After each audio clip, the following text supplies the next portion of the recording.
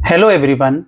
So let us discuss another topic, that is types of overhead rates.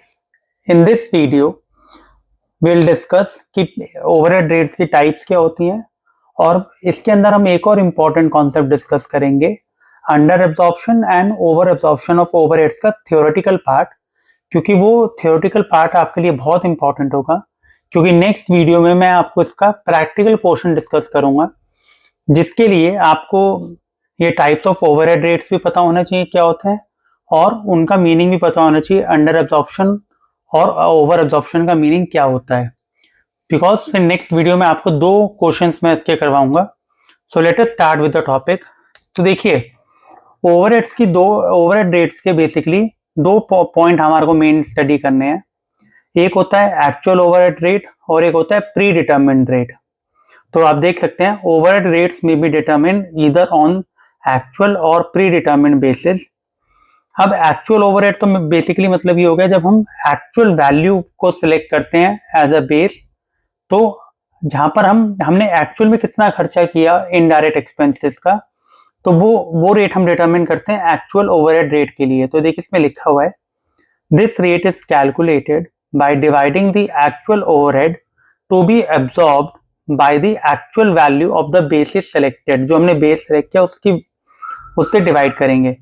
The rate can be calculated only after the cost have been actually incurred.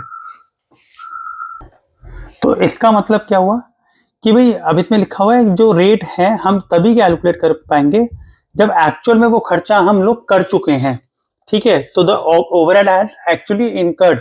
तो ये इसकी एक limitation भी होगी, because जब तक अगर हम वो खर्चा करेंगे नहीं, हम इस ओवरहेड रेट को डिटरमिन नहीं कर पाएंगे। तो ये हमारा इसका फॉर्मूला क्या होता है, actual overhead rate is equal to actual amount of overheads upon actual base. अब बेस आपका कुछ भी हो सकता है, वेजेस, मशीन आवर्स, तो वो हम एक्चुअल कंसीडर करेंगे। अब एक्चुअल ओवरहेड रेट और प्री डिटरमिन्ड रेट के तरीके से ही हम निकालते हैं अंडर एब्जॉर्प्शन या ओवर एब्जॉर्प्शन क्या होती है ओवरहेड का। तो लेकिन एक्चुअल ओवरहेड रेट के ना अपनी कुछ लिमिटेशंस हैं। सबसे पहले मैंने आपको बताया कि ये रेट तभी डिटरमिन हो पाएगा जब एक्चुअल में आप वो खर्चा कर चुके हैं। तो बेसिकली जब आपका काउंटिंग पीरियड खत्म होगा, जब आपको पता लगेगा कि हमारा इतना खर्चा हुआ है इनडायरेक्ट एक्सपेंस का, ओवरहेड का, तभी आप ये रेट डिटरमिन कर पाएंगे। तो देखिए, there are certain limitations to use actual rate. Actual rate can not be computed until the end of the accounting period. It results in delay in computing cost, because जब तक ये खर्चा होगा नहीं तब तक आप इसको एस्टिमेट नहीं कर सकते, तो आपको ईयर एंड तक वेट करना पड़ेगा। सेकेंड, एक्चुअल रेट में vary from period to period due to fluctuations in the amount of overheads, volume of output and efficiency of operations. तो भाई इसका जैसे क्या होता है, एक हम बजटेड रेट या प्री डिटरमिन्ड रेट या आप उसको स्टैंडर्ड रेट भी बोल सकते हो, वो हम जनरली एक बार डिटरमिन कर लेते हैं तो वो फिक्स हो जाता है। लेकिन जो एक्चुअल रेट है वो चेंज होता रहता है, पीरियड टू पीरियड भी चेंज हो सकता है, वॉल्यूम ऑफ आउटपुट की और क्या एफिशिएंसी है उसके बेस पे भी वो चेंज हो जाता है। तो बेसिकली क्या है, ये रेट जो है स्टेबिलिटी नहीं होती इस रेट में।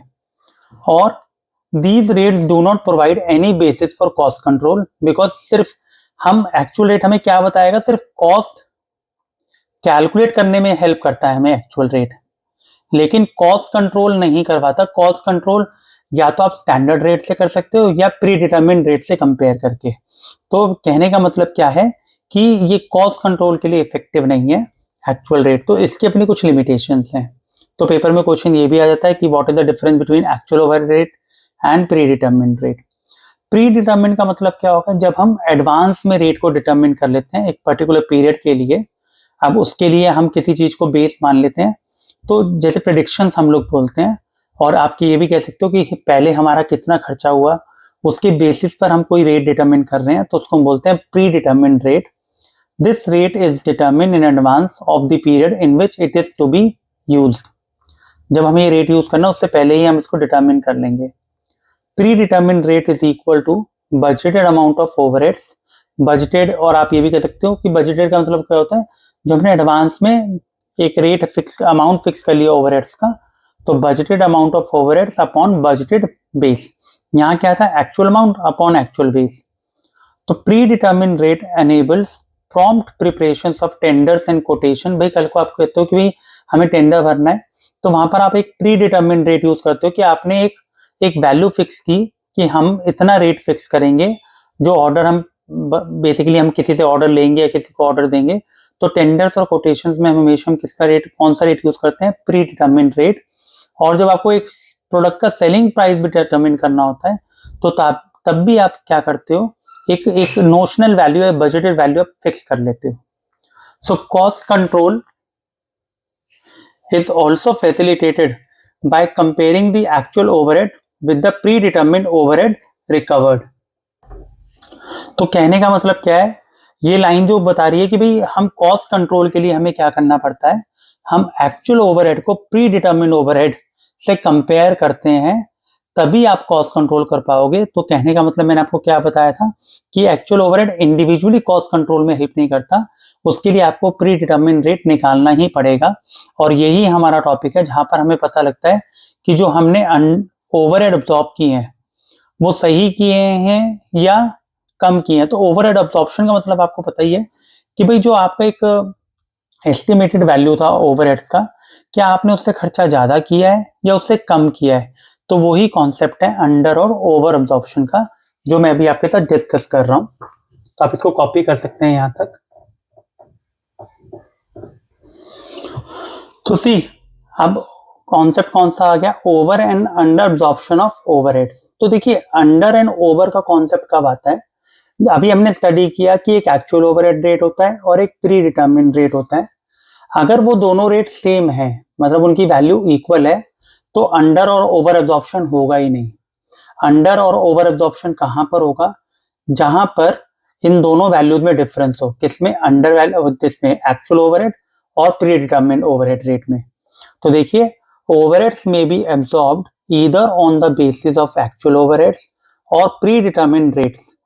Whenever there is a difference between them, it is either a case of under absorption or over absorption of overheads। ठीक है, तो जब भी इन दोनों के रेट्स में डिफरेंस होगा तभी आप क्या कहेंगे कि वो अंडर अब्जॉर्प्शन या ओवर अब्जॉर्प्शन हो सकता है।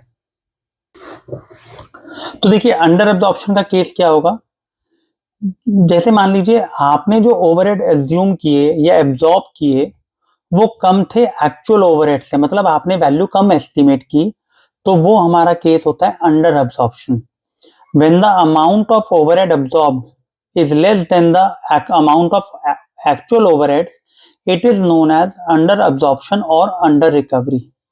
It is due to under estimation of cost amount. आप कॉस्ट अमाउंट को एक्यूरेटली एस्टिमेट नहीं कर पाए, तो आपने ओवरहेड को अंडर अब्सॉर्ब कर लिया, जबकि एक्चुअल ओवरहेड का अमाउंट क्या था, ज्यादा। तो ये केस होता है अंडर एब्जॉर्प्शन का। ये मैं आपको प्रैक्टिकल से जब आपको समझाऊंगा तो आपको ज्यादा अच्छे से क्लियर होगा। ओवर एब्जॉर्प्शन के केस में it is reverse of the above value. जब अमाउंट ऑफ ओवरहेड जो हमने एब्जॉर्ब की है या हमने एलोकेट की, आप जो कह सकते हो, is more than the amount of actual overhead. जो जितना एक्चुअल ओवरहेड था उससे ज्यादा हमने खर्चा डिस्ट्रीब्यूट कर दिया या उस एब्जॉर्ब कर लिया, it is known as over absorption of overheads.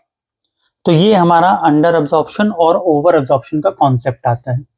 ठीक है, I hope it is clear till here. तो आपको ये याद रखना है, अंडर एब्जॉर्प्शन में एक्चुअल ओवरहेड ज्यादा थे, एब्जॉर्ब्ड ओवरहेड कम थे। या ओवर एब्जॉर्प्शन में क्या है, आपने एब्जॉर्ब ज्यादा कर लिया जबकि एक्चुअल ओवरहेड क्या थे, कम।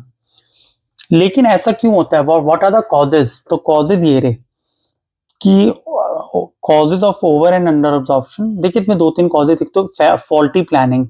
आप फॉल्टी प्लानिंग किस चीज के लिए, जैसे मान लीजिए faulty estimation of overhead cost, आप एस्टिमेट प्रॉपरली नहीं कर पाए, there was a fault. Faulty estimation of quantity of output, जो क्वांटिटी आप वॉल्यूम ऑफ आउटपुट कह लो या क्वांटिटी यूज कह लो, आप उसको प्रॉपरली एस्टिमेट नहीं कर पाए। Unforeseen changes in the production capacity, भी प्रोडक्शन कैपेसिटी में कुछ चेंज आ गया कि आप पूरी अपनी कैपेसिटी लेवल पे काम नहीं कर पा रहे या कोई आइडल टाइम आ गया, तो उस केस में भी खर्चा लग रहा है लेकिन एब्जॉर्ब नहीं हुआ। सीजनल फ्लक्चुएशंस इन ओवरहेड अमाउंट, भाई कई बार होता है कुछ स्पेसिफिक इंडस्ट्रीज होती हैं जहां पर सीजनल फैक्टर्स रोल प्ले करते हैं। तो ये तीन चार कुछ फैक्टर्स मैंने आपको लिस्ट डाउन कर दिए जिसके कारण हमारे जो ओवरहेड्स हैं वो अंडर या ओवर एब्जॉर्ब्ड हो गए। अब ये थ्योरी के पर्सपेक्टिव से भी बहुत इंपॉर्टेंट है, बिकॉज कई बार क्वेश्चन आ जाता है what is under and over absorption of overhead and discuss it's treatment. तो देखिए ट्रीटमेंट बेसिकली ये थ्योरेटिकल पार्ट ही है, क्योंकि जो क्वेश्चन मैं आपको करवाऊंगा वो बिल्कुल सिंपल होंगे और वो हमारे ग्रेजुएशन लेवल पे उसी लेवल के होते हैं क्वेश्चन। तो देखिए ट्रीटमेंट क्या होगा, द अमाउंट ऑफ ओवर और under absorption may be carry forward to next period, next period पे कैरी फॉरवर्ड हो जाएगा। सो अमाउंट ओवरहेड का जो है वो आप कह सकते हो, अगर ज्यादा अमाउंट आपने अंडर कर लिया या ओवर कर लिया, आप उसको नेक्स्ट ईयर कैरी फॉरवर्ड कर सकते हो। तो इसके अंदर आपकी कैरिड ओवर वाला आपका मेन लाइन हो जाएगा।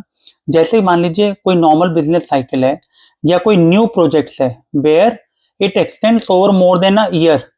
तो कहने का मतलब क्या है कि जहां पर भाई कोई प्रोजेक्ट ऐसे हैं जो सालों साल चलते रहते हैं, तो वो कभी भी एक पर्टिकुलर ईयर के लिए खर्चे नहीं होते। मान लीजिए 5 इयर्स का प्रोजेक्ट है, तो हम प्रोजेक्ट वाइज उस केस में क्या करते हैं, ओवरहेड्स को कैरी फॉरवर्ड कर लेते हैं। तो ये हमारा पहला पॉइंट होता है कि ओवर और अंडर एब्जॉर्प्शन में आप जो ओवरहेड का अमाउंट है उसको कैरी फॉरवर्ड कर सकते हैं नेक्स्ट पीरियड में। अब वो ईयरली, मंथली, क्वार्टरली जो भी होगा वो आप उस तरीके से देखेंगे। सेकेंड पॉइंट आता है कि अगर मान लीजिए ओवरहेड जो ये जो डिफरेंस का अमाउंट है ये बहुत स्मॉल अमाउंट है या नेग्लिजिबल अमाउंट है, तो आप इसको सीधा कॉस्टिंग P&L अकाउंट में ट्रांसफर कर दीजिए। तो देखिए लिखा हुआ है, if the difference amount is not very large और negligible then it should be transfer to costing profit and loss account at the end of the accounting year. तो ये सेकेंड पॉइंट हो गया। अगर डिफरेंस अमाउंट ज्यादा नहीं है, तो अगर डिफरेंस अमाउंट ज्यादा हुआ तो उस केस में हम लोग सप्लीमेंट्री रेट्स को यूज करते हैं। ये अगेन थ्योरी कॉन्सेप्ट है हमारा इस केस में। Use of supplementary rates when the difference is large.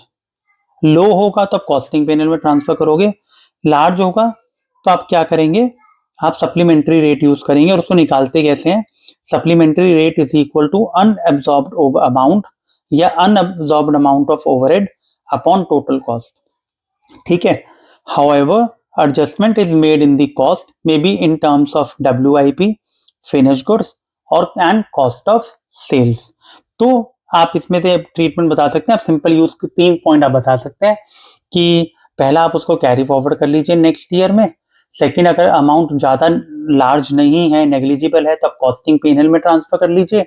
और अगर अमाउंट डिफरेंस लार्ज है तो आप उस केस में सप्लीमेंट्री रेट का यूज कर सकते हैं। इसका पहले प्रैक्टिकल भी डिस्कस करते थे, बट अब ओवर द पीरियड टाइम आप देखेंगे ग्रेजुएशन में सप्लीमेंट्री रेट्स का सिर्फ ये पॉइंट है जिसके अंदर हम डिस्कस करते हैं। So this is about the actual and pre determined overheads. और मैंने आपको इसके अंदर 2 कॉन्सेप्ट और बताए, क्योंकि नेक्स्ट वीडियो में हम अंडर एब्जॉर्प्शन और ओवर एब्जॉर्प्शन का प्रैक्टिकल डिस्कस करेंगे। तो I hope it is clear to you. Thank you so much.